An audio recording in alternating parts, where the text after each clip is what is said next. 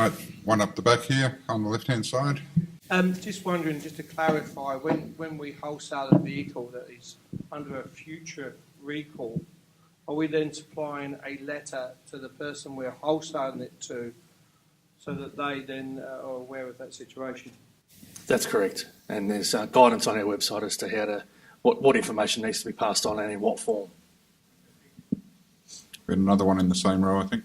Yeah, sorry, I'm just trying to work out why we just don't register a car when it's got a recall on it. I mean, it's been done in the past in New South Wales, and I can't understand most of the cars that need a registration of 5 years or older. It would make it simple sense of with a VIN check whether that car could be registered or not, could be notified straight away. I'm sure that would get people in if they can't drive the vehicle. Yeah, that's absolutely right. And as John pointed out in the presentation, we're currently working with all the various states and territories. There are some obstacles in the workings of those arrangements. You'll know that there's differing. All the states and territories differ in some way, shape, or form as to what they can and can't do. The requirements you're talking about in New South Wales, vehicles have to be pitted every certain amount of times, whereas in Victoria they only need to be pitted at time of sale. And also what those different agencies, those registration agencies can do in terms of suspending or withholding registration, they all differ as well.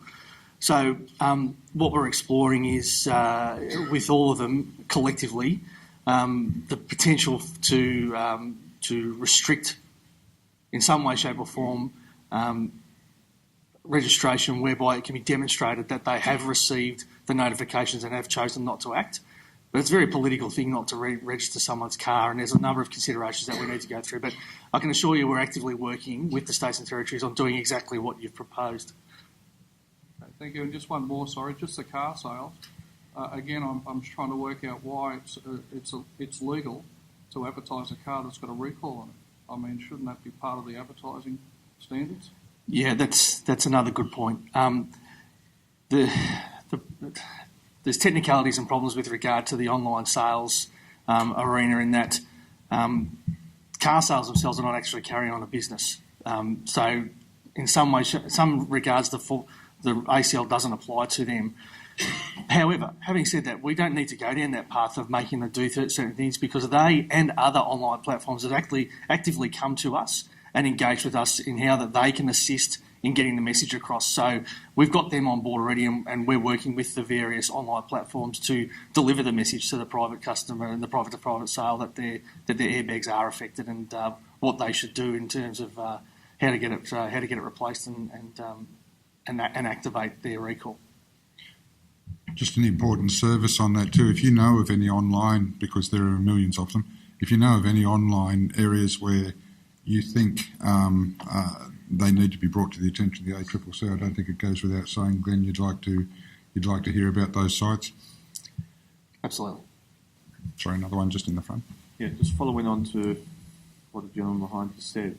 As a dealer, we've been given a list of people's houses we need to go to at certain times to go and see if they still have that car, not even know if they have that car, to then leave letters and then go back a second time, a third time, to go and get these recalls done, do them off-site if need be, etc. And going off the whole RTA or the RMS or whatever it is, you guys have all the information of who owns those cars, where they've been getting sent to go and see if they still own these cars, to see if they're being written off, to do all of that. Surely, as a bigger company, a government, will be able to know who has those cars to then put where it says inspection required for a pink slip and no inspection required when it's under 5 years to say recall required, and it needs to go there because it's just a lot of man hours to go somewhere where people might not have had that car, might have had 5 owners since then, and then you're relying on the dealer's system of updating in there or whoever's selling that car into that system to know who has that. We have no way of knowing. Yeah, absolutely. Fully aware of the frustrations in relation to the task that you've been asked to do. There's so many elements to an answer to the question that you've just proposed. I'll begin, and maybe John, if you can see where I've left gaps, if you like. So, first and foremost, there's no centralised database of information for car owners for this purpose. There's a lot of privacy issues around when information can be released by certain registration authorities. There's issues in relation to the NEVDIS data being lagging in relation to who owns the vehicle and the OEMs wanting access to that information. It's really quite problematic in terms of how the information is stored and access to it. The OEMs obviously are charged with finding those vehicles, and they've expressed frustration to us in terms of the fact that they can't get often the latest information in relation to who owns the vehicle. That's why they've asked you obviously to go around and knock on the doors. Through the process, look, we're working at better ways in handling information in the future, but unfortunately there are problems with the system in terms of it being up to date. But surely with not so much giving us the address, but you making it mandatory to those people, like it's made mandatory to us, to do the recall, to get that done, like you're saying, like cancelling the rego or withholding the rego until you go to get it done and they sign off to say that it has been done. There's no Privacy Act on that. The Privacy Act is only in relation to the customer's details. But the actual vehicle details, there's no privacy. I can get all the vehicle details, I just don't get the customer's details. We don't really want the customer's details. It will help if we have to go out to them. But if you make it mandatory to get it done, like we've made it mandatory to get it done without a fine, it goes back to the same of sold privately or sold used. Again, there's no emphasis on the person that may be killed, and we're putting stickers saying you immediate action, that something can happen if you don't get it replaced. We'll get back to the safety. So as a government should make that a safety thing if they're really worried about people's lives, not just as a dealer point or a manufacturer point. Yeah, look, we really understand that frustration and concern because as we sit here as the representatives of the ACCC, which federal government agency, you don't make the distinction between a federal government agency and the state and territory registration authorities. You just see the government, and this is a problem that the government should fix. You don't care whether the ACCC actually has power to cancel registration or do the things that you're suggesting. The ACCC doesn't have those powers. It's used the powers that it has had. It does have as best it can. And what I sort of tried to touch on in the presentation is that while we can't compel the states and territories to take the sorts of steps that you have suggested, we can engage with them, and that's what we're doing. I might add to that as well. Essentially, we can't compel the individual to do anything. We can only act through the trade or commerce scenario. But the point you make is very, very valid. I mean, what we've got at this point in time is consumers who are only aware of the fact that there's been this recall and that potentially they can be killed. And that's it so far. The announcement of a mandatory recall and then pretty much nothing, unless you're a particularly alert consumer and you make your own investigation and go to the ACCC website or what else. Before the introduction of the mandatory recall, we had various different companies conducting voluntary recalls. And the messaging wasn't as strong as potentially it could be by certain companies in relation to the hazard that this presents. The manufacturers are now, under the compulsory recall, required to produce information on a wide scale, print media, television media, the whole media spectrum, on what this actually means. The fact that there is that these things could kill you and that you must take action. And as part of a collective supplier or manufacturer advertising campaign, the market is about to be absolutely saturated with this messaging. So this is the next step, for the next stage, that the consumer will become more informed and more aware. And we are predicting that there's always going to be certain levels of apathy or failure to act. We're not going to solve it with everyone, but I'm certain, well, reasonably confident, that you will see an escalation in consumer response as a result of this particular education campaign.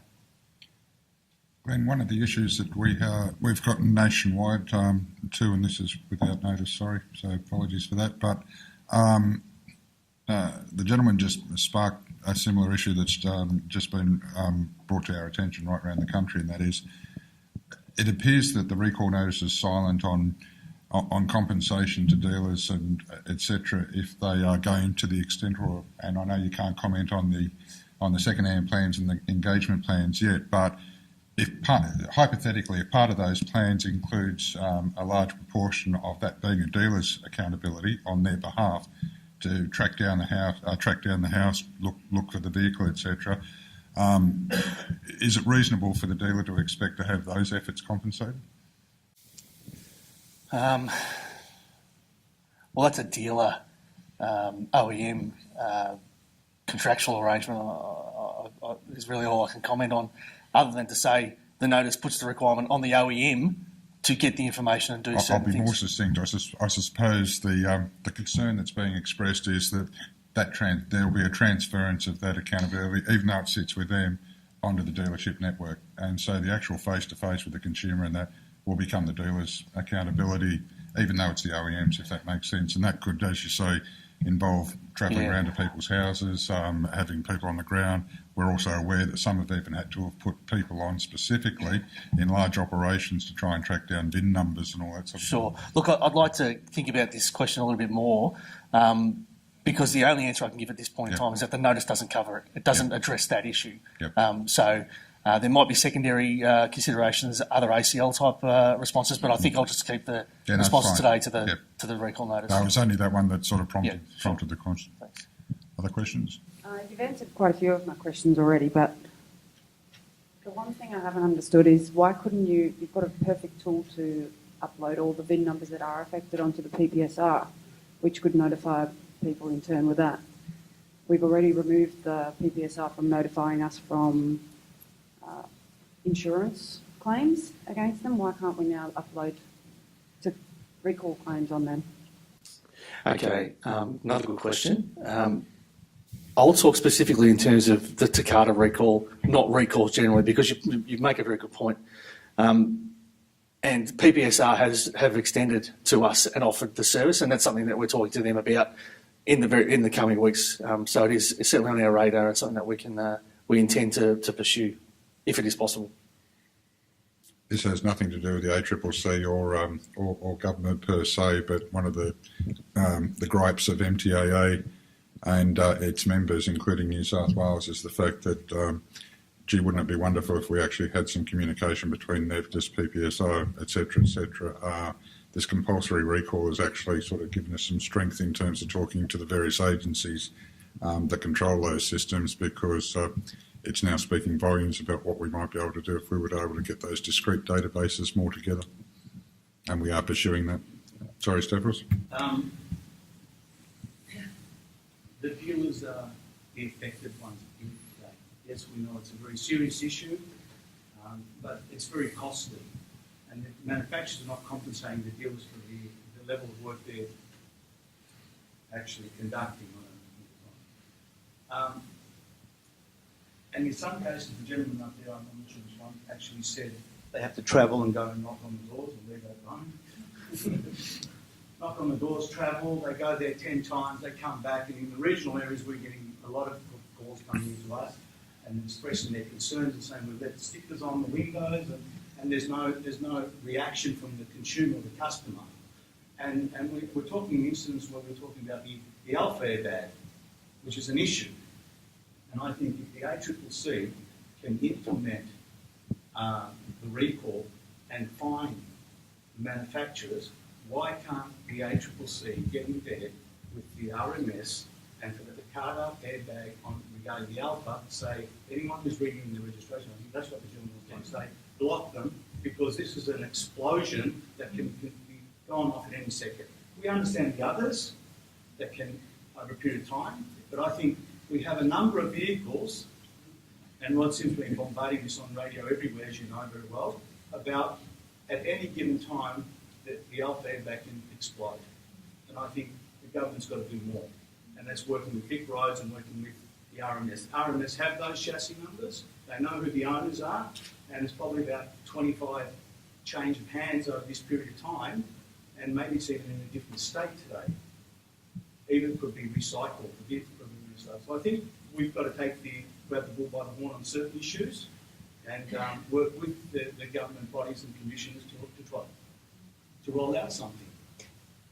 Yeah, look, I think in terms of the state and territory registration authorities, I think we've sort of covered that and explained that there is engagement going on in the background, but it is not something that the ACCC has direct control over. So perhaps I know that may not be a satisfactory answer to your question, but that's where things sit at the moment in relation to that.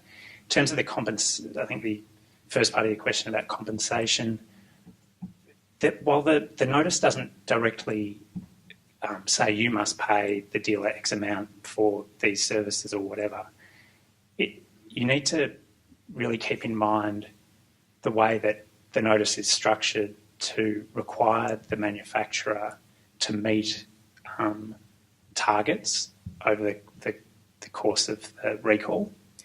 And if it finds itself, the hypothetical manufacturer finds itself in a position where it is not going to be able to meet its deadline, its target, because its dealer network doesn't want to do stuff for free, I think you'll find that they're incentivised to start compensating more fairly. So we can't say you must pay a dealer X amount for this work, but we can create a situation, and I think we've created this scenario where the manufacturer is incentivised to help the manufacturer, to help their dealer networks, and not just their dealer networks, but the broader industry, to ensure that they meet their obligations. I suppose, John, that's understood, etc., and we get the incentivisation, but any dealer in this room will tell you that they are subject to incentivisation by their respective manufacturers on a daily basis, if not on an hourly basis. And the fear is the commercial reality, if you like, that whether by design or by default, and I'm not suggesting this is true of all manufacturers, but that incentivisation may be transferred, and we're alive to that at an MTAA and an individual group level. And to you guys, if there is unreasonable pressure that's placed or transference of the accountability onto you guys, then we should be hearing about it, because I'm sure the ACCC would like to hear about that as well. It's not so much centralisation of it, it's more some of these people have had 8, 9 letters already. Yep. So that they don't have the car and they're ignoring it, or they just don't want to do it. So then we're sending people out that may not even have that car. When those people are going out, you have to be qualified technicians to do it. You can't send anyone else out. You can't hire someone to go and see if they've got the car. Someone has to go, they have to report it, they have to email it into a survey, and they get back it down every single time. Yep. The way they do it, when they could be back at the workshop fixing the cars, because then we can't get enough people to do the repairs. Yeah, look, we're definitely alive to those issues, and at the moment we're in the unfortunate position of being between the announcement of the recall notice and the OEMs actually getting their hands dirty in terms of educating the market. I just want to go back to that point, Stavros, that you raised in relation to the registration. I mean, that's a no-brainer. And I don't want to overpromise the world, but we are actually in active discussions with those states and territory regulation agencies who have expressed interest in pursuing this as an issue. So it's very promising where we're at. And I do think, just going back to that point, and I really do understand the problems that you're facing, but I do believe once this market education saturation hits in the very, very near future, you'll see consumers changing their attitudes and coming around to actually pursuing and getting in touch with their dealers to get the replacement. Even my daughter, where this was a topic of discussion last night with a particular brand where she's already had one done, that's the driver's side, and it was an alpha bag. And now she's been instructed by that manufacturer to get a vehicle back in because it's the passenger side has to be done. But her attitude between the first one, which she understood, and now the second one was somewhat different until I informed her yesterday or last night over dinner. Sorry, there's a question down the front. Oh, sorry, David. I'll go David first and then yourself. Okay, thank you. In relation to time, is there any limitation on the OEMs So is like a warranty, does the warranty all the time run out, or is the responsibility on them to fix them until they're all fixed? Yeah, well, they all must be fixed by December 31, 2020, and they have submitted when their future recalls will take place, and they must complete those recalls in accordance with the quarterly completion schedules. So it's all timed perfectly. Yeah, I should also add that perhaps the scenario that the gentleman over here has been talking about, where, or perhaps not that one, but where we know that there will be hopefully a small percentage that just can't be tracked down. Like, we know that from the experience of other jurisdictions. There will come a point where the manufacturer can come to the ACCC and say, look, these are the measures that I've taken to discharge my obligations under this notice, and the ACCC can make an assessment that, once they're at 98% or whatever it is, and they'll say, look, we're at a point where it is, sort of unfair for us to keep spending all this money and effort chasing what may never be found at the bottom of a river somewhere or whatever. In those circumstances, the ACCC can say, right, okay, you're discharged of your obligations under the notice, but if one turns up, you have to account for it. And so that's how that will come to an end if they don't reach 100%, which we recognise might be impossible. Okay, makes sense, thank you. Just as a follow-up, understanding that it's the OEM's responsibility, maybe there's a moral responsibility if a dealership gets a vehicle. What about the aftermarket repairers? So if they get a vehicle, is there any legal responsibility on them to advise the customer, or do you think customer awareness will get them talking that way? Just a normal mechanic. I also like a mechanic seeing the there's not the recall notice doesn't place an obligation on them, but there's strict legal requirements, and I think you've touched upon it in the way you've framed your question quite eloquently, in that there's a moral obligation, and what the ACCC and the government needs to do, which I tried to touch on in the presentation, is to really lift consumer awareness, but awareness across the board about the seriousness of the issue, such that, as I said, consumers don't want to sell these vehicles to other consumers, but also mechanics, when they see them, want to inform the consumer or maybe even a dealer that they've seen one. I have a few questions, but the second-hand vehicle action plan, do you have any idea when that will be out by? We're reviewing the action plans at the moment. I can't give you an exact date, but I'm hoping, where are we, June? I'll just say within the next few weeks. Okay. And then the order process for pecuniary damage penalties. What record keeping are you going to expect from people that aren't part of a manufacturer? So when you're going to audit us, how much record keeping are we going to have to prove to you we've been doing as much as we can? I think the best way to answer that question would be, I think the best thing you could do would be go to our website. All the information is in relation to who is required to keep records, and the auditing requirements are on that on the website. And if you've got any questions, I think the best way to do it would be to come back through the info centre in relation to the specific requirements of the auditing requirements. I think the lady's probably talking about Form 5, are you? Form 5? What parts? No, I think that's going to be a PDF record. No, but from a business perspective, when you're trading, you've got to keep a record of your parts that you're exchanging? No. Right, okay. Well, in other states, they don't have that regulation. We do in New South Wales.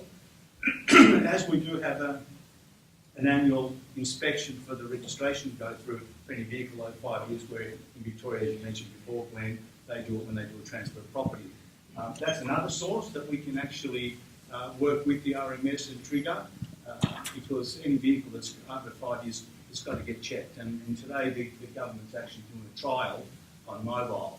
And going back to the question from David earlier about the mobile guys who are going out and actually servicing cars on the side of their homes and on the footpaths or wherever, they too might be exposed to these sort of vehicles, and that's a source of information that maybe these customers never go into a dealership for servicing at all because the car's quite old and out of warranty and costs, etc. So I think we should really, work on that because I think that will solve a lot of problems, and we probably have the upper hand here in New South Wales because we have that access. Yeah. So we'll work to achieve a goal with the registration agencies, and then I think we can work further from there, because once we resolve alpha, then we're going to look to beta.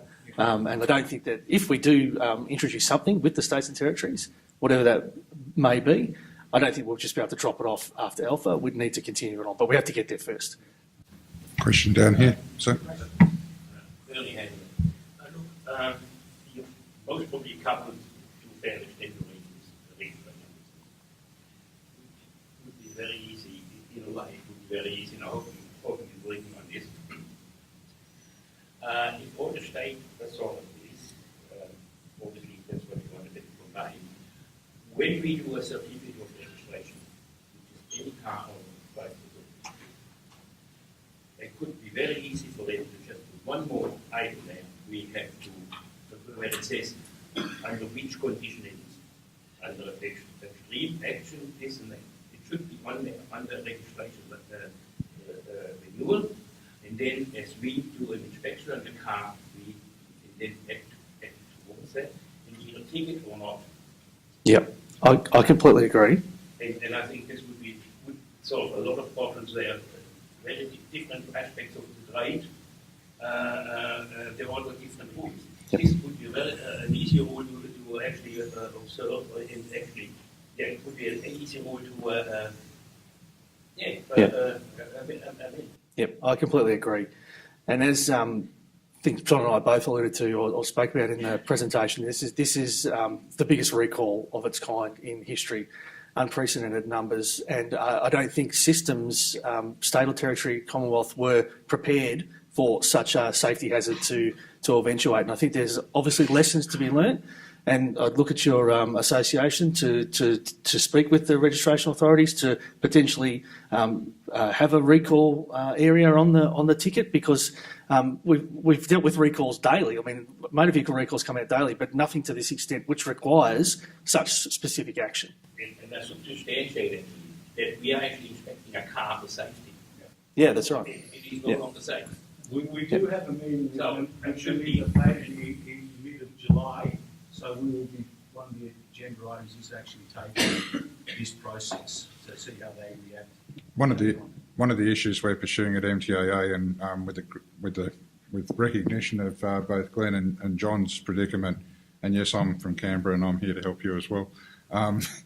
The issue that we have is that what applies in New South Wales and looks like a wonderful answer is completely the opposite in the Northern Territory, and is completely the opposite again in Western Australia. And you have a fairly robust motor vehicle dealers and repairers regulatory and licensing and policy regime in this state. In half the states, they don't have any licensing or regulations that are akin to that at all. So we run into issues, or Glenn, and that's why they're having these individual discussions. Now, MTAA, on behalf of all of its members, are actually using this to actually raise those issues so that we can try and get some improvements across the board. One thing though, Richard, is for sure, every car has a registration. That's right. That's being driven on the road. That's right. There will be a small number of vehicles that are probably sitting on a farm somewhere and never driven or driven without registration. But the ones that are circulating on the roads today, that is documented in every state. Yep. And that can be followed all over Australia. No matter where the car is, and even if it's not registered in 10 years' time, it can be followed. Oh, it can, but the problem is Can't be missed. the problem is the Commonwealth has no power to actually enforce that. We need the states to actually. But aren't we doing a safety inspection? Absolutely. That's what we're trying to do. Yeah, I understand that, but I think all the states should actually come on board. It's a good one. I can't see why not. Yep. And so, out of the 4 million airbags that are affected in the country, do you know how many have been replaced so far? We think it's about 1.9 million Well, we will know answers to these questions, specific responses, when we get the VIN status report, which is mid-July. Yeah. So we've only really been informed about this over the last 12 months. For the cars that we've sold before then, because we just had a really bad experience with a car that Chrysler that apparently it could just go off the side of the road and stops driving. Somebody was in hospital. And they contacted us. We actually sold it a year before the recall notice. And they still really pursued us. It was terrible. So should we be contacting previous customers, like we can do VIN searches, obviously? Should we be contacting previous customers? I mean, I'm not going to tell you not to do that, but I will say the notice doesn't require you to do that. The only requirement is from the 1st of March or 1 April, from anything supplied from 1 April. this year. Yeah, this year. Yeah. And you know the car software, like the majority of us are using this Easy Cars or Dealer Solutions or whatever. Has people been spoken to by them? You know, are we speaking to people like them? Because at the moment we can do a PPSR search through their software for $6 or $5 or whatever. Are we in discussions with them to search these databases? I'm not familiar with the databases. Are these databases used by dealers when servicing a vehicle? No, like we sell cars. So our entire database is now electronic. So when we acquire a car that says PPSR, like that lady brought up, it's great, you know, $6, it tells you if the car's been written off or stolen or whatever. So, you know, I would have thought that the majority of car dealers would be able to just click on something that says the car's affected. Yeah, okay, so I'll answer that question in two ways. At this point in time, in terms of databases, I think from memory, Mandy might be able to assist here. PPSR is the only one that we've really had discussions with in terms of industry databases. I think that's the only one so far. And second to that, the other point I was going to make is, when the VIN lookup tool becomes available, that'll be your central point of source of information on the OEM's individual websites. Yeah, because cars, I mean, change hands 4 or 5 times in a day sometimes. So the guy or girl trades their car in the car yard, so it's in their name in the morning, car yard trades it, a wholesaler buys it, then we buy it. So, I mean, the database will have to update. PPSR is immediate, you know that. Yeah, it's going to be difficult. Well, yeah, we're exploring with PPSR in the coming weeks as to what we can do. Okay, a couple more, and then we'll wrap it up. Glenn and John will both be available over a cup of tea, etc. after this. But we've got one up the back. Yeah, in the auto recycling trade, Blacktown, probably one of the biggest in Australia. We buy over probably anywhere from 800 to 1,000 cars a month for recycling. Just wondering what we would do if all these affected airbags, like at the moment, I could possibly have 2,500 cars on site. And would we have to remove these airbags? We don't sell them, but would we have to remove them? If we have to remove them, do we get compensated for paying someone to remove them, or someone collect them, or anything like that? So in terms of the compensation point, it's difficult. Not so much a compensation, but what are we to do with maybe? Okay, so your obligations under the recall notice are to identify if you have them, and then notify the relevant manufacturer that you have them, and then then it switches to the manufacturer to come and collect them at their cost. Now, it may be that it's more efficient for them to engage you as their agent to discharge their obligations by collecting them up and then providing them to them. But you don't have to do that, it's on them. But it may be that there's some commercial arrangement between you and the manufacturer for you to be compensated for your efforts.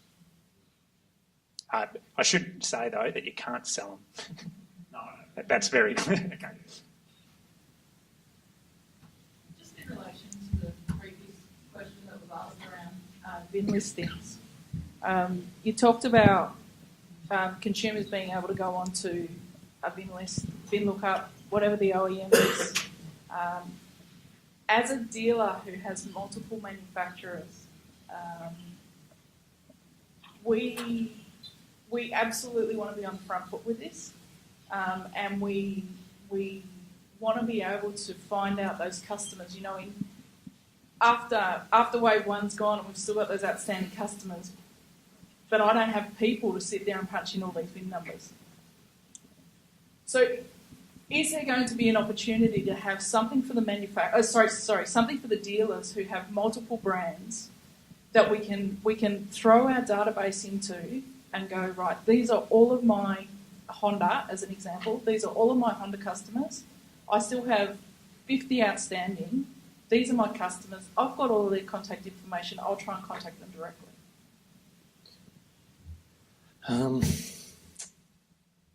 Yes, the answer to your question is yes, but it will be through the individual OEMs' websites. As a group upload, so as a bulk upload, I can upload my whole database, and I can go, this is my database. Oh, and have it checked and washed essentially, so that they can come report back. Yeah, so just wash Look, it out. the only answer I can give to you on that question is that there is no obligation for the OEMs to do that, Yep. but that's something that they may offer. So there's no opportunity for a single source of truth, I suppose, is what I'm trying to get to. With 10 brands across our group, this is major for us. Yeah, I understand. The single source of truth will lie back with the OEMs, the individual OEMs, to tell you what VINs are affected of their product. So why can't you just encumber these cars? What they've done? Well, again, as John was saying, in a perfect world... I think it was PBSR and encumbered, so we're going to go fix it. The private guy, the same thing. He won't buy it if it's encumbered. Why can't we just get a simple system in place? Well, we're working towards that. And those type of systems, as Richard was talking about before, need to come essentially from this experience. But like if a car gets stolen, it goes onto the system straight away. Surely, it's pretty easy to do. These cars are risking someone's lives. That's right. The majority of dealers are just going to, when it goes to the used car dealers, they're all going to be fussed about them. And the private market, have you had a conversation with car sales or Gumtree or to try and make an effort? Yes, we've spoken to them. We continue to speak to those online platforms. Making their money out of selling them. Yeah, we're speaking to the online platforms, absolutely. In an effort to get them to impact the private sale market. Glenn and John will be here for a little while and happy to sort of see you over a cup of tea, etc. On behalf of MTA New South Wales and on behalf of MTAA, these are tough gigs, and we recognise that John and Glenn, again, I've said this before, but in most sincerity, we do appreciate the fact that you are taking the time to come out and talk to members, to give us as much as you possibly can. We know we're at that crossroads at the moment where plans are being approved, and there'll be far greater detail once those plans come out, and the OEMs will be going on a blitzkrieg of information provision, etc., and we'll be part of that as well. But on behalf of all of us, thank you for your time, thank you for your continued commitment, and thank you for what is a pretty tough gig in anyone's books at the moment. So on behalf of all of us, thanks.